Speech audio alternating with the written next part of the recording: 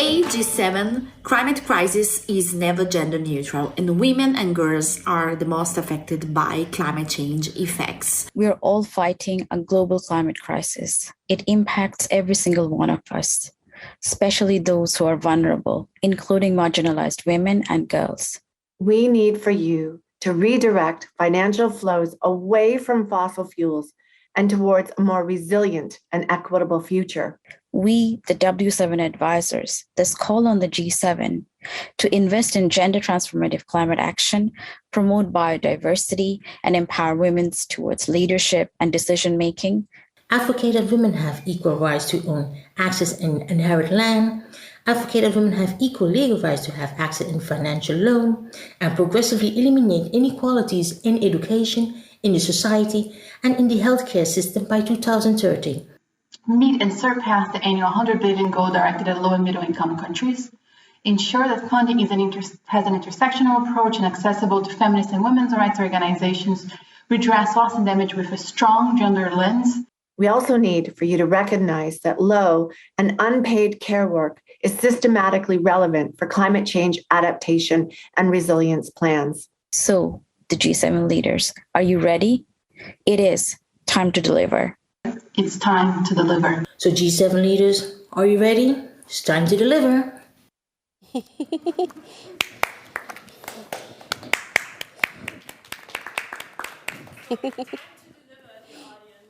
Welcome back and a big hello from us. We are very happy you are here to join us today for the Climate Action Panel, and I'm very excited for facilitating today's discussion. My name is Vera Otterstein and I have a great list of panelists joining me today. But first of all, you have just seen the W7 advisors presenting the W7 recommendations to G7 leaders. You have heard time is up and it's time to deliver. And just to make this clear, just to say a few statistics on why it is so important.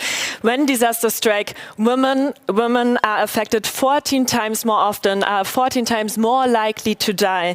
80% of the displaced people around the world, they are women and children. And we have recently seen in the IPCC report that global leaders have failed to implement gender transformative and effective responses. So time is running, and this is what we want to discuss today. So I'm very happy to introduce to you our esteemed panelists. And just to say this, today it's even more relevant because tomorrow the G7 ministers for climate and environment will meet in Berlin to discuss their responses to the crisis. So we really hope they are listening because we have some responses ready for you, and I'm happy to introduce to you, first of all, I'm Janet calling from Kenya, and Dr. Janet Kababeri Masharia, she is head of the Gender and Social Protection Department and senior advisor on gender issues at the United Nations Environmental Programme. For the past 20 years, Janet has been promoting women's empowerment at a global, national and regional level at the UN Development Fund for Women, United Nations Development Programme and many more. So thank you, Janet, for joining today's panel. Also joining online is Harjit Singh, and he is actually he's the co-coordinator of the Climate and Justice Working Group of Civil 7 and also expert on climate impacts, adaptation and migration. He also works as a strategic advisor to the Global Partnership for the Fossil Fuel Non-Proliferation Treaty.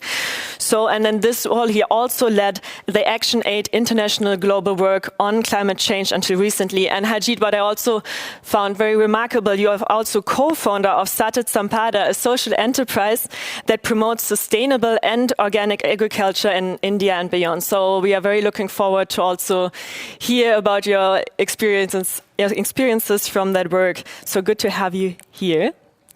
And now turning to my right and to my left, maybe first left, Hannah. Hannah is here because she is because now I'm looking for the introduction.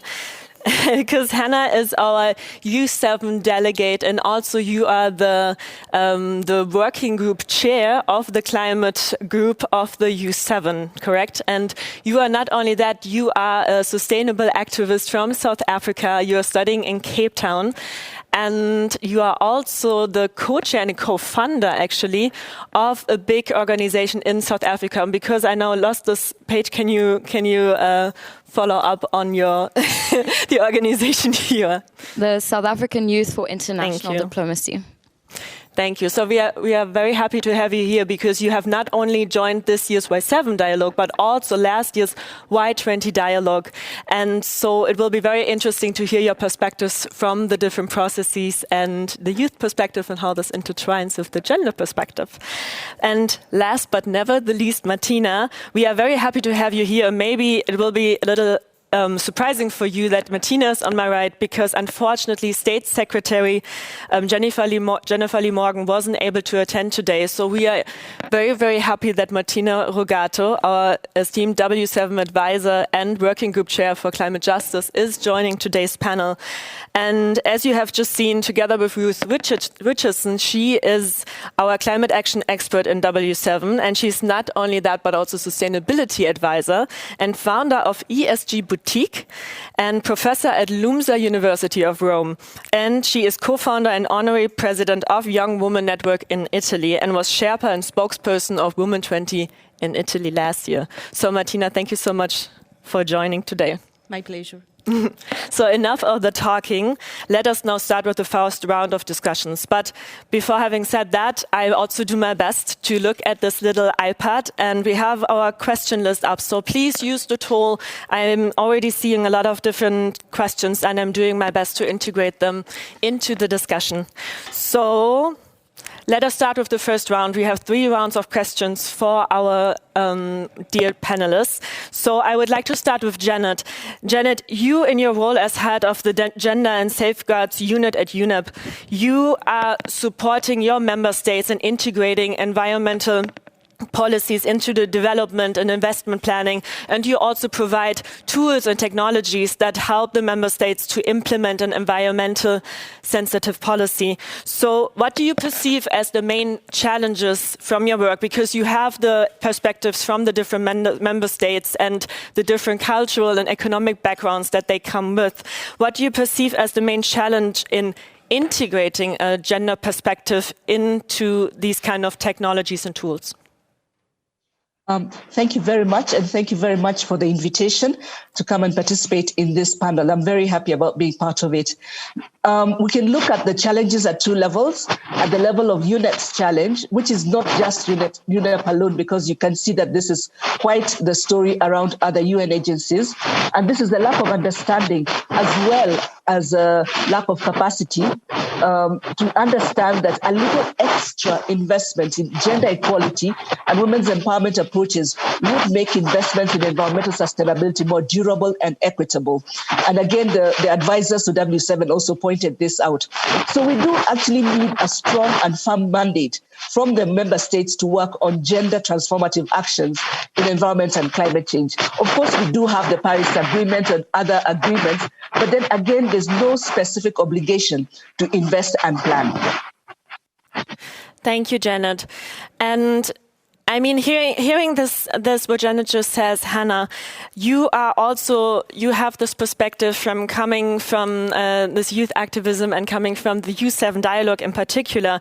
Where did you see similarities, now listening to what Janet just said, and similarities and intersections between the youth perspective and the gender perspective, for example, when talking about a meaningful participation in policy making? And also, I mean, you're also coming from South Africa, and what we see and what we just heard, that it's women and girls from the Global South that are actually the ones that are most effective in multifaceted ways. So do you believe the Global South is actually adequately engaged in the G7 process so far? Yeah.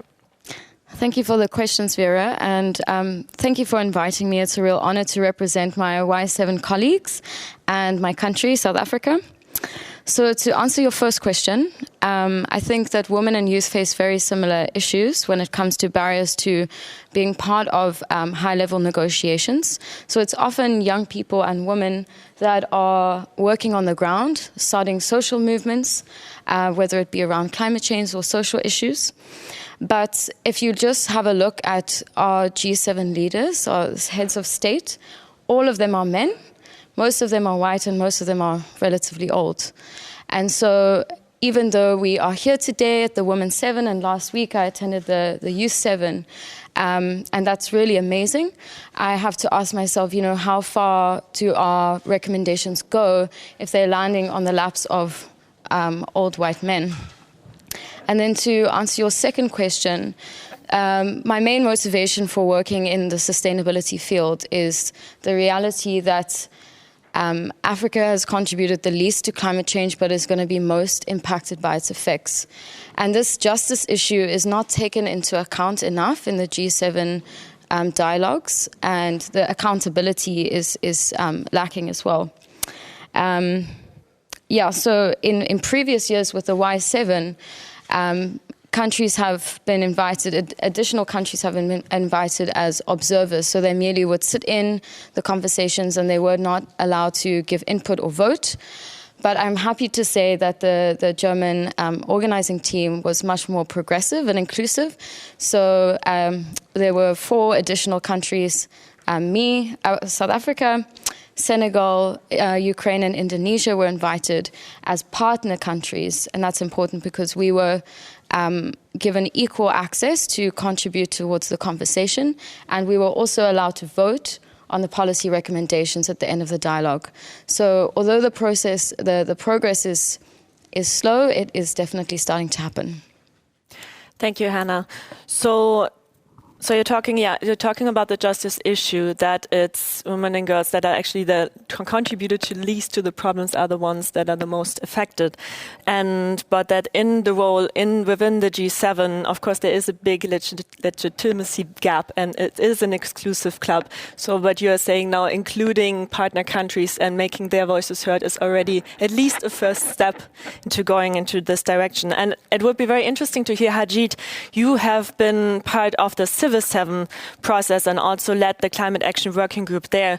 So I'm wondering, first of all, what has been the role of gender equality in these discussions of your working group, but also coming from a background, I saw that you have also been part of the UN Technical Expert Group on Comprehensive Risk Management.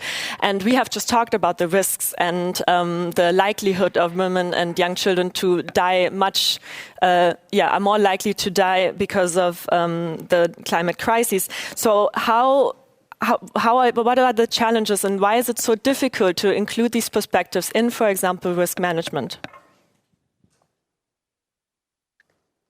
Thank you very much for having me, and it's a pleasure to join you all.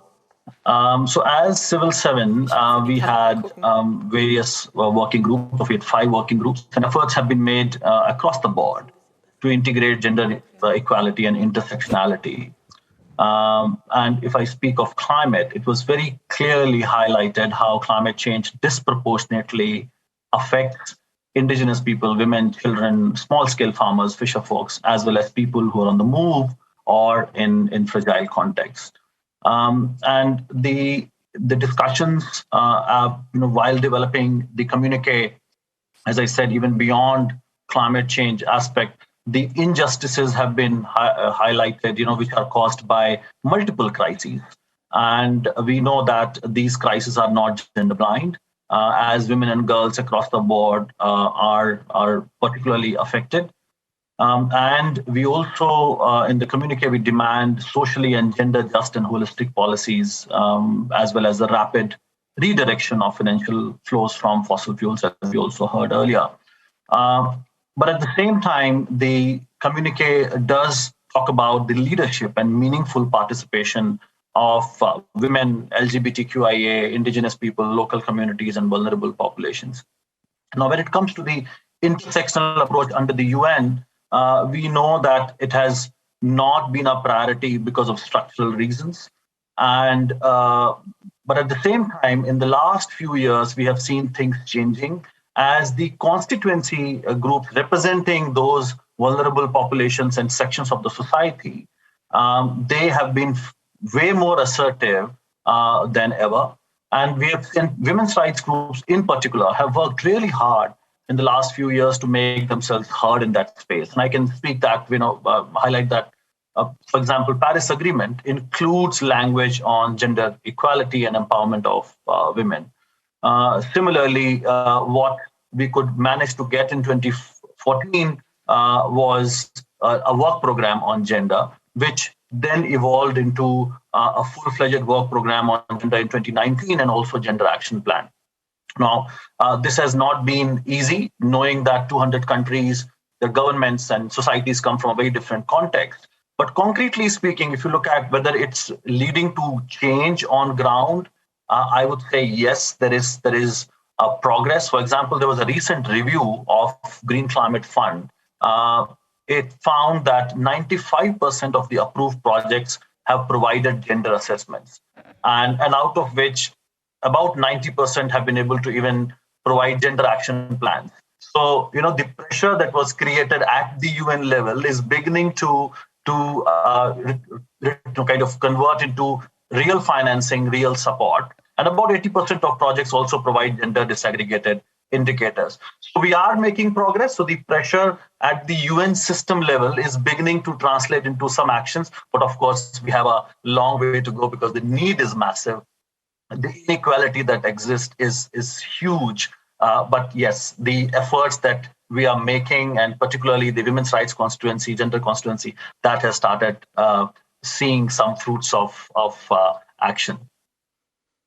Thank you. That are very good news, and I've noted that now 95% is a great number. And just highlighting again, one of the W7 recommendations is, for example, that ODA funded programs, that all of them come with a gender lens, and at least 20% of these programs just actually spotlighting and having gender equality as their main objective. Like these two recommendations are from the W7 communique. So I think this really, hearing that the UN is already making that such big progress and pioneering this this way of working is, I think, a very good start and a big step.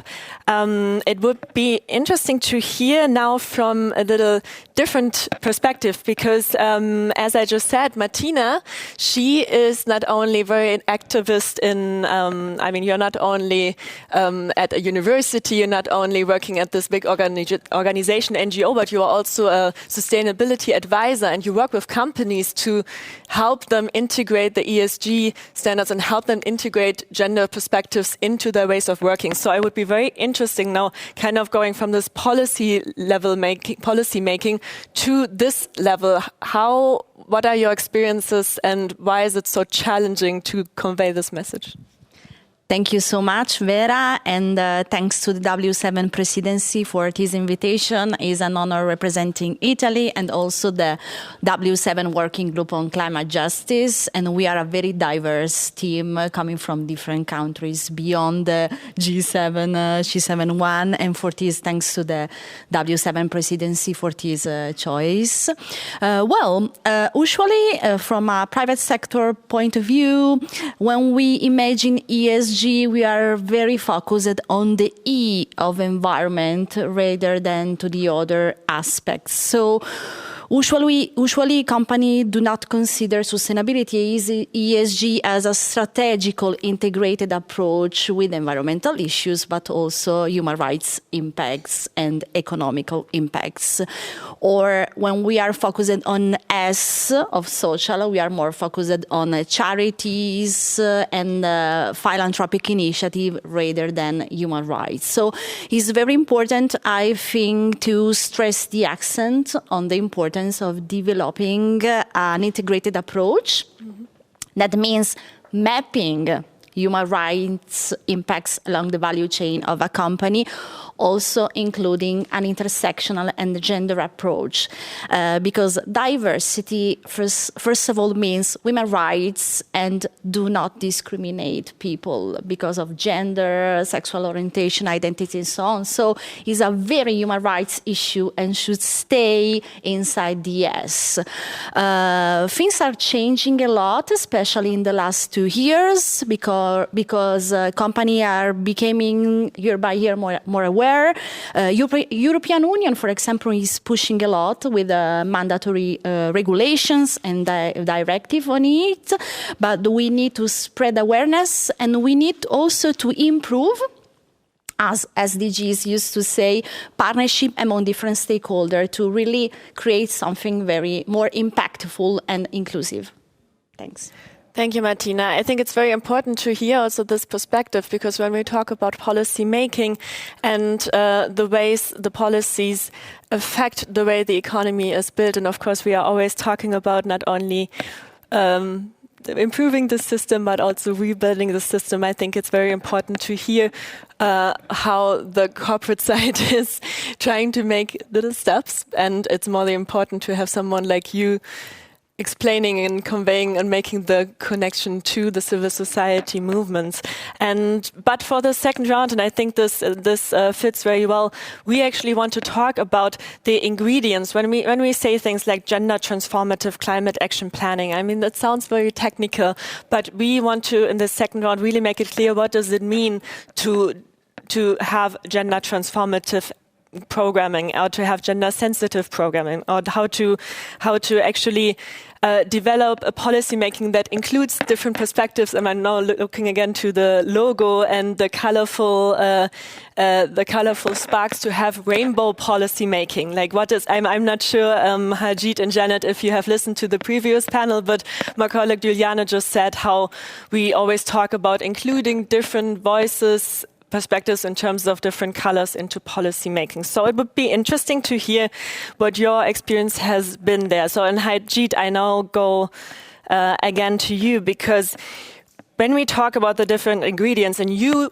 3 weeks ago, I think it was, you have already adopted the Civil 7 communique. So we are, of course, also very interested in how your communique and the ingredients you present are gender transformative. And secondly, I mean, I just in the beginning, I've introduced that you are also co-founder of this local enterprise. And I'm really wondering, how do you feel could the G7 better integrate voices from locally led groups and shorten the gap between what is done on the high level and what is actually on the ground, where they are the people that are the most affected? Sure, Vera. As I highlighted just a while ago, that the C7 communique very clearly recognizes the disproportionate impact of climate change and other crises on vulnerable populations and women. But at the same time, it also recognizes their active agency, their leadership role in policy making and implementation. Of course, because C7 was covering a host of issues, and there was a limitation of words, or even we were counting characters, so we could not go into a lot of details. But the elements of gender transformative approach, as we call it, have been integrated. The communique does refer to how we need to understand the context. You know, it's not about one size fit all. It's about identifying gaps and opportunities, specific gender-related vulnerabilities, even systemic and specific power imbalances, and how resources are important to bridge that gap, and how communities need to have equitable access to resources. And if I also connect that with the humanitarian group that talked about relief and recovery, response, resilience, so the whole spectrum was covered in the communique. And it's also about recognizing the role women play and the burden that they have. Of course, as I said, many of the elements have been highlighted much more in the W7 communique. C7 also talks about the basic services, how we need to provide that access, and promote social protection, and also how we need to create spaces for discussion, collaboration, participation, leadership. So some of those aspects have been highlighted well, so which do connect with the gender transformative approach. So we need to look at C7 and W7 communique in conjunction to cover the range of crises that we are facing as a humanity, and how we need to have holistic as well as much more deepened approach in dealing with some of these issues and promote gender responsive and gender transformative approaches. Thanks. So you also asked about the enterprises. I would say the kind of challenge that we are facing, we need to make sure that the solutions come from the ground. And because just a decade ago, we were living in a less than 1 degree warmer world, and look at where we are, 1.2 degrees, and impacts are everywhere, not just in developing countries, but also in the developed world. And nobody is fully prepared to respond to those impacts. And on one hand, you need better governance systems, you need more resources, but that should be coupled with more power and more space to communities to develop their own solutions. So, our role, where I'm involved in a social enterprise where we are working very closely with the farming community, and particularly women who have such a huge role in agriculture, particularly in developing countries, we are making sure that they get more resources. Their knowledge, their existing traditional knowledge has to be respected and promoted. At the same time, it has to be coupled with scientific knowledge so that they can develop their own solutions. Because we sitting here developing solutions for them are not going to work. In the past, they didn't work. In future, they will not work at all because the context changes. Look at the kind of uncertainty that climate change brings in. So we need to be empowering communities. And I keep saying that empowerment has to be goal as well as a means of working. Because if communities are empowered, even if the context changes, even if the situations are different, they'll be able to develop their own solutions. And that's why we need to work with local communities and promote their enterprises. Thanks, Ajit, for these powerful words. And I'm now just quoting you again, the solutions come from the ground. And when I now think about the youth movement of the past years, last year there were more than 4 million young people on the street across the world voicing their not only concern, but about that they were desperate in seeing what happens to the world, that time is running up and they feel leaders are not moving, they're not doing, they're not delivering. So, Hannah, I'm wondering, from that perspective, like what is that you feel, because Ajit has already presented his ingredients and how the role of empowerment and creating space for discussion is what is missing, and what could only be the way to include the different voices. So from the Youth7 background, and also from your background as a sustainable activist in South Africa, what would your ingredients be for gender transformative policymaking? Thank you for the question. Yeah, I think, as I mentioned in my previous answer, yes, it is often young people and women that are working on the ground, starting these social movements. And the engagement with youth and women is definitely increasing. We're all here together today. But something that is lacking is real meaningful representation. I'm tired of old white men making decisions on behalf of my life. And I want to see more people like me in those high levels of decision making. On top of that, I think we need a bit more transparency with policy making, because we've all spent hours and hours developing our communiques, but we don't really see, a transparent system of how it gets implemented and integrated into policy at the end of the day, or how it does not and why. Maybe just to share a short story from my Y7 experience last week. We spent hours and hours working on this. Some of you will know a lot of money was poured into the Y7 as well, and a lot of people volunteered their time. And at the end of the communique, once we had voted on it, we were told to choose one policy recommendation for each track to put on the front page. And the reason for that is apparently because people might only read one page. And then my question is, are we here for tokenistic reasons, or are we actually here for meaningful engagement, in which case we need them to read more than one page? Yeah, thank you. Thank you, Hannah. That's very interesting that you say that, because we are also kind of following a similar approach. We have the communiqué, the 2-pager, because we also have the experience. We don't have that much time with G7 leaders. Unfortunately, today we don't have a G7 representative on the panel, which is a big pity, because there is a lot to say, and we will share the discussion points today afterwards. But it's it's I think an experience that all of us civil society representatives share. And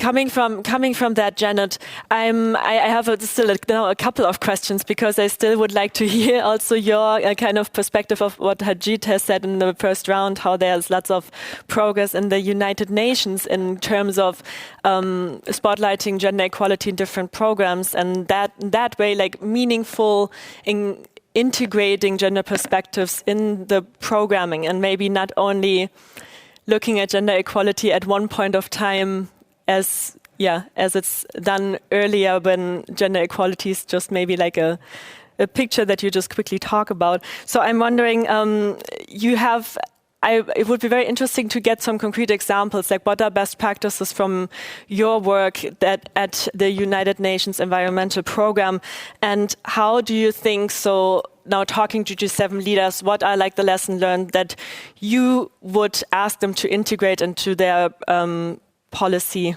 planning? Thank you very much, Vera. One of the lessons that I don't want to say it's a best practice, but it's a lesson learned, is that we have to use evidence-based information. You must have that data. You must have that data that is actually verifiable and that we can rely on to argue the case for gender equality and women's empowerment.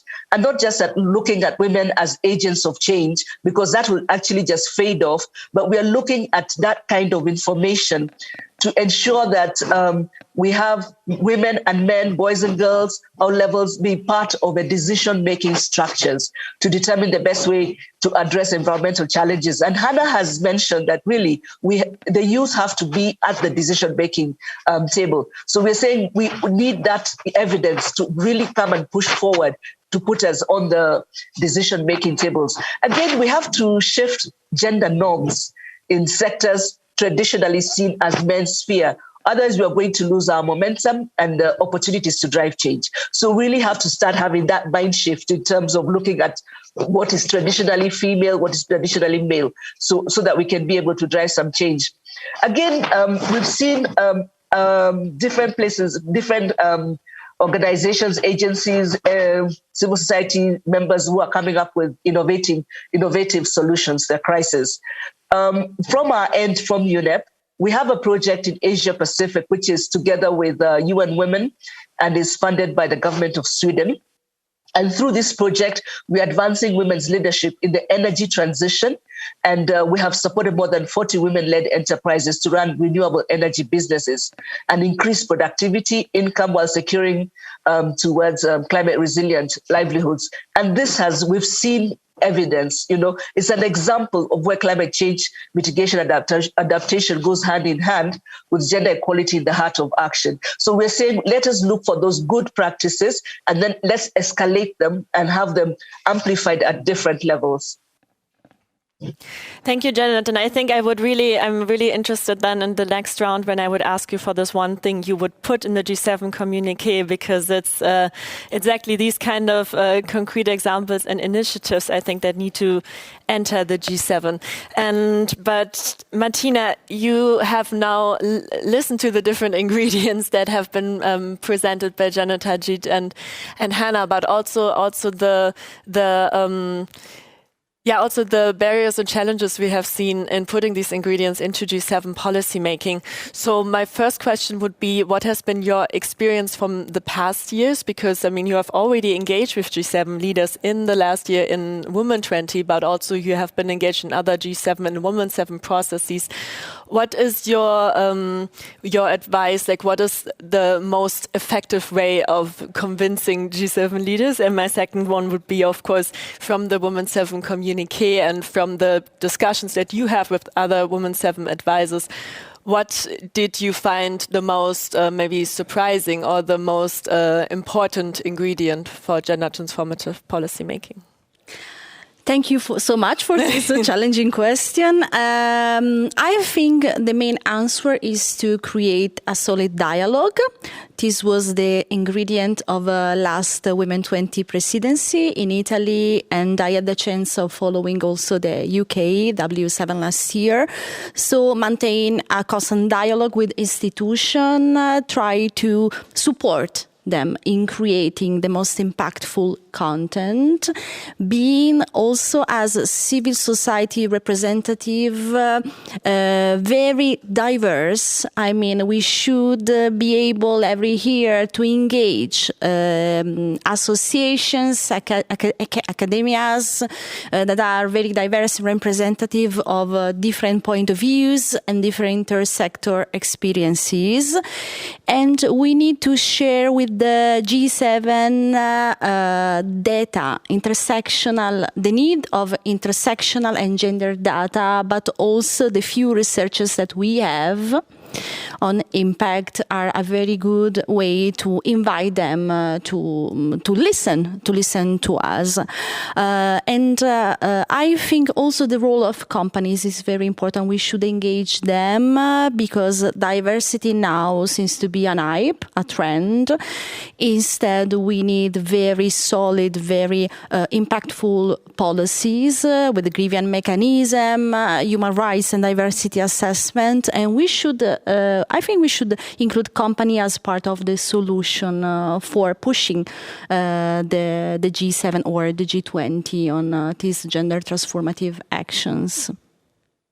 Thanks, Martina. And I think that was a very, very powerful answer to the challenging question. So thank you for closing this round, because the last round we really want to know. I'm looking now at the list of questions, which is also not that many. So which it's a pity, that the ministry is not able to be represented here, but we are still, I think it's still very important to have this dialogue and have the discussion and share the results in the end. And of course, we will have many other points of engagement. And I'm now very interested in this last round of statement, because we all know there's a countdown to the G7 summit in 4 weeks, and that's where the G7 leaders will put together a joint declaration, a G7 communique, and that's where we want to, of course, feed in our recommendations. And we have already talked about the ingredients, and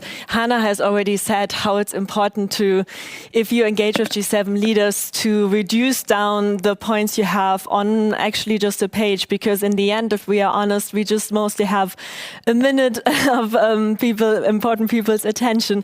But having this in mind, we have now a minute for each of you. What is your first demand? So what should the G7 leaders should deliver on? Like, what is your first recommendation, and maybe a concrete implementation step? Because this is what we are here for, not only about policy making, but policy making in terms of implementation.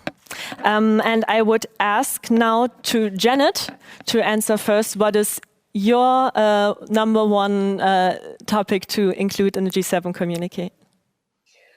Simply put your money where your mouth is.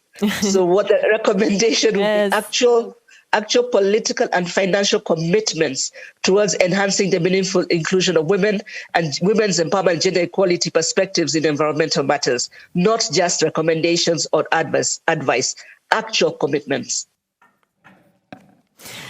Janet, and followed by Hajit, what is your action quest? I will not say that Janet stole mine, because that has been a common concern.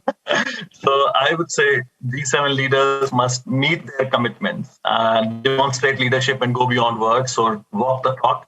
And we need to increase investments and capacities and actions to achieve gender transformative results and responses to multiple crises. And as we have also mentioned in the C7 communique, the G7 must contribute to a more equitable, just, resilient, and healthy world for everyone, everywhere. Thank you. A healthy world for everyone and everywhere. And Hannah, when you talk about your one thing you would like to see in the communique, I'm also giving you this question that just came up. And how would you then hold the G7 decision makers accountable? How can we hold them accountable to make and ensure that they fulfill what we quest? But you can start with the first quest first. Okay. There's a lot of big questions in answering in a short amount of time, but I will try. So my one thing is maybe more of a specific request, and it's to do with public transportation. And this might seem really strange for those Berliners here that are used to catching the train late at night. But unfortunately, in South Africa and many other global South countries, getting public transport for women, youth, and other groups of people can be very dangerous. So to give you some perspective, in South Africa, every 3 minutes a woman is raped, and often this is escalated by using public transport. So I think this is we need good public transport to develop, to have more sustainable cities, but also to give women the freedom of movement and more access to economic opportunities. On your second question, that's a difficult one. I think that all of us have to work together to make sure that G7 leaders are held accountable. How we can do that, I would say through advocacy work, through conversations like this, but also through grassroots movements. I think this is more of my area of working. Thank you. No, but that's exactly the kind of answer I think that the audience needs to hear. So and I think also the question of how to hold G7 leaders' accountability is also a really good question for Martina. But first of all, what would be your one recommendation to include in G7 communique? This is a personal recommendation. The green transition will create lots of jobs, too many jobs, gladly, in the next few days. But we can't have a green energetic transition with human rights violation or lefting women behind. So green transition should be just. And let's not underestimate the fact that if there are too many stereotypes on green jobs and STEMs, and green jobs and women will lost also this opportunity because over the years with STEM, science, mathematical jobs, there was the stereotype that women weren't good enough on it. So we should go beyond the bias that women are not good in STEM. Firstly. Secondly, we should go beyond the bias that for working in the green transition, you need STEM competencies and skill. Also, human rights skill are very important. So my recommendation is to really stay focused on a just green transition. Thank you, Martina. And to close the discussion, so thank you so much for the input. I would actually ask you now, Martina, because you have been also asked to have the role of the wrap-up and present our Women7 recommendations again to the audience. And I would ask you to go up front, and the stage is yours. Your Excellencies, dear guests, colleagues, ladies and gentlemen, it's a pleasure to close and wrapping up the climate panel after this outstanding intervention, and thanks to the W7 presidency. As W7 advisors and the Climate Justice Working Group, we call G7 leaders and also all G7 ministers of environment and climate change that will meet from tomorrow in Berlin to, first of all, mainstreaming gender equality in all climate change challenges and commitments, because as mentioned before, showing a few challenging data, climate change is never gender neutral. And also climate emergency is one of the biggest crises we are globally facing and is exacerbating lots of differences between economies, between different generations, and obviously among genders, with a particular impact on women and girls in all of their diversity. We ask to the group of 7 to, first of all, safeguarding the legitimate right of all women and girls to be at the heart of climate justice, playing a role of leaders in driving climate change solution for all of us. We ask leaders to ensure an integrated approach, let's say, on ESG standards that also include human rights and a gender and intersectional approach. And concerning climate change, mitigation and adaptation, we ask to guarantee evidence-based actions and a social and gender justice framework. We call all leaders to invest in gender-responsive climate action and biodiversity conservation measures that are ecosystem-based but also community-driven. As mentioned before, stakeholder engagement, listening to local community, including women and girls, is fundamental. And we ask leaders to meet and surpass the annual $100 billion goal and increase grants-based climate finance directed at low and middle-income countries, with at least 50% of gender-responsible adaptation. And last but not least, we ask to leaders to ensure that funding are based on an intersectional approach with a special focus on accessibility also for women's rights organizations. Climate change is a huge challenge for all humankind, but it could be also a unique opportunity for all women and girls to lead sustainable solution, also redesign a new post-pandemic recovery driven by equality. It's time to deliver.